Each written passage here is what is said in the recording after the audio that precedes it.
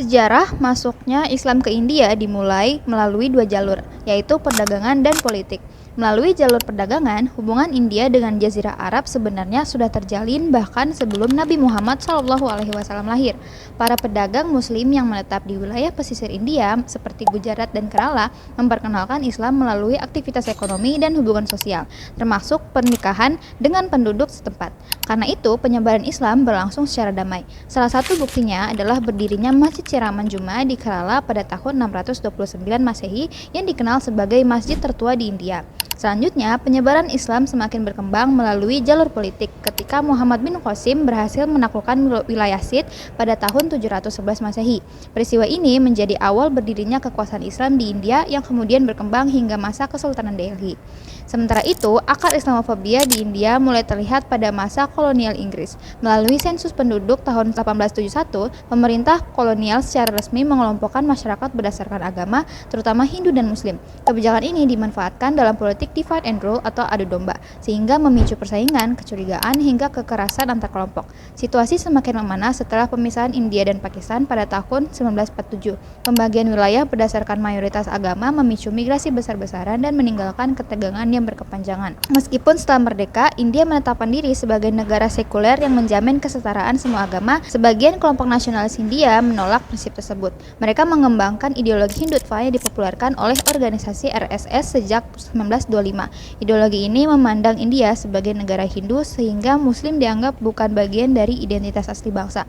Pandangan tersebut memperkuat sentimen anti-Muslim dan bahkan mendorong tindakan kekerasan, termasuk pembunuhan Mahatma Gandhi oleh seorang ekstremis Hindu karena dianggap terlalu membela umat Islam. Tragedi kerusuhan Delhi 2020 di India sebenarnya dipicu oleh aturan baru bernama CA 2019 yang diskriminatif karena sengaja mengecualikan umat Islam, sampai bikin minoritas Muslim di sana ketakutan bakal kehilangan status warga negara mereka. Kondisi ini tuh makin panas akibat pergeseran politik arah nasionalisme mayoritas Hindu dan media lokal yang ikut menyebarkan narasi kebencian. Situasi akhirnya meledak pada 23 Februari 2020 setelah politisi bernama Kapil Misra mengancam bakal mengerahkan masanya sendiri kalau polisi nggak membuarkan demonstran Muslim dalam 3 hari. Ultimatum ini tuh langsung memicu kerusuhan brutal yang terorganisir selama 6 hari di timur laut Delhi. Massa menyerang pemukiman menggunakan senjata api, pedang, hingga meledakkan tabung gas. Bahkan secara keji, para pria di jalanan dipaksa melepas pakaian bawah untuk dicek bukti sirkumsisinya sebelum dianiaya jika terbukti Muslim. Dampaknya ngeri banget, 53 orang tewas, 4 masjid dibakar, 170 mobil hangus, dan 1.000 lebih warga Muslim terpaksa mengungsi. Parahnya, meski ada 7.500 panggilan darurat dari warga, respon polisi minim banget dan terkesan membiarkan perusakan terjadi secara akademik.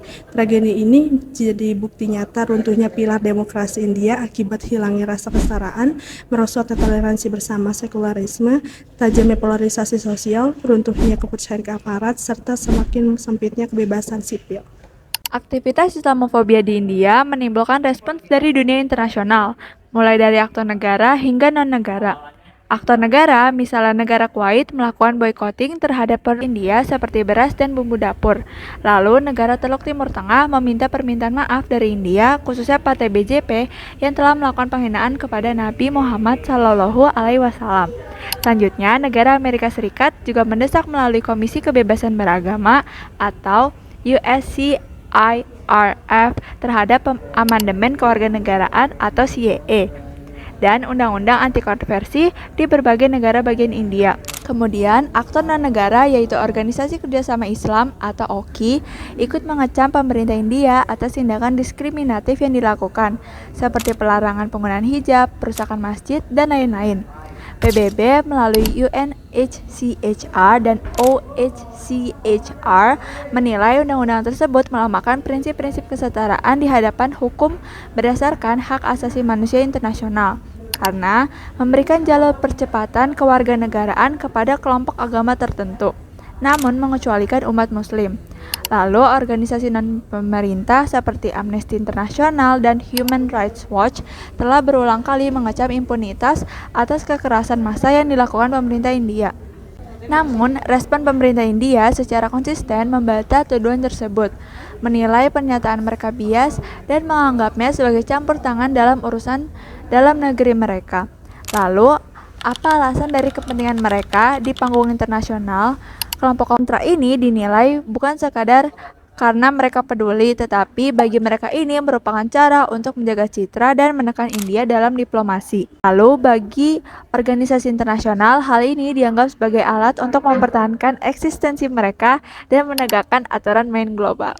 Lalu siapa saja aktor yang mendukung bentuk diskriminasi ini? Pertama ialah pemerintah India itu sendiri. Terlihat dari pengesahan Undang-Undang Amandemen Kewarganegaraan CEE yang sekaligus menjadi salah satu pemicu utama terjadinya diskriminasi ini. Selain itu, pengabaian peringatan dini yang diberikan oleh intelijen soal potensi bentrokan besar di ibu kota. Hal ini didasari atas kepentingannya demi menjaga nasionalis bagi kelompok mayoritas, yakni Hindu. Strategi yang digunakan adalah menggunakan instrumen negara dan hukum dan juga memberikan label demonstran sebagai anti-nasional. Sehingga hal tersebut membentuk ancaman bagi diplomatik India di mata internasional, terutama saat bersamaan dengan kunjungan Presiden Amerika Serikat, yaitu Donald Trump. Kedua itu ialah Partai BJP atau Bharatiya Janata Party yang sekaligus menjadi pendorong utama dari bentuk terjadinya diskriminasi bersama dengan kelompok Hindutva. Kelompok ini melakukan aksi diskriminasi melalui retorika atau narasi yang berisikan tentang posisi kelompok Hindu sedang terancam yang dilakukan oleh Partai BJP sekaligus didorong oleh tindakan radikal kelompok Hindutva dengan merusak maupun membakar properti seperti masjid, serta bentuk kekerasan terhadap kelompok Muslim. Tidak hanya itu, kelompok militer dan aparat keamanan pada saat itu malahan mendukung tindakan diskriminasi tersebut. Dimulai dari memutuskan akses ambulan, membiarkan kekerasan terjadi selama 6 hari tanpa adanya netralitas, mendukung aksi demonstran dengan ikut melakukan kekerasan dengan menembakkan gas air mata ke pemukiman Muslim. Selain itu, adanya tindakan selective arrest pasca kerusuhan terhadap aktivis Muslim. Namun, apa alasan sebenarnya dari kepentingan kelompok pendukung ini, terutama di panggung internasional? Kelompok ini memiliki kepentingan yang saling berkaitan, di mana kelompok ini ingin menunjukkan bahwa negara India memiliki legitimasi yang kuat di saat adanya kerusuhan dan pembentukan Undang-Undang CEE sebagai bentuk kemanusiaan karena bertujuan untuk mempermudah imigran minoritas non-Muslim yang mengalami penganiayaan di negara tetangga yakni Pakistan, Bangladesh, dan Afghanistan. Untuk penerapan teorinya, kalau dibedah pakai teori politik identitas dan othering, kerusuhan Delhi 2020 menunjukkan ini bukan bentrokan spontan, tapi kebencian sistematis lewat 3 taktik politik. Pertama, komoditas politik. Ia menciptakan common enemy untuk menyatukan suara pemilih mayoritas.